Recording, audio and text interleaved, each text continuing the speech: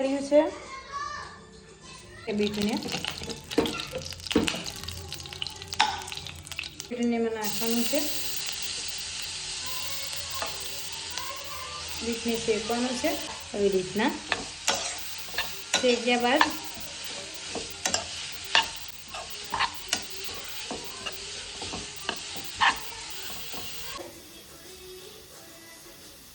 આને ધીમા શેકાઈ ગયું છે. હવે આમાં દૂધ નાખવાનું છે.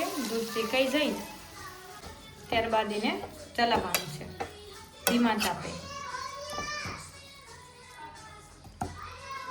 દૂધ છૂટું પડશે 15 થી 20 મિનિટ આને શેકવા દેવાનું છે ધીમી આંચ પર. ખાંડ નાખ, ત્યારબાદ ખાંડ નાખો અને ખાંડ નાખીને ચલાવો.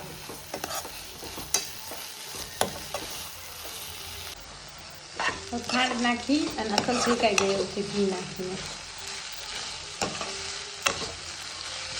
નાખો એમાં નાળિયેરનો ભૂકો, મિલ્ક પાવડર નાખવામાં. બીટના લાડવા ખાવ તો બહુ સારું છે એમના શરીર માટે અને બહુ મસ્ત બને છે. એકવાર ટ્રાય કરજો તમે.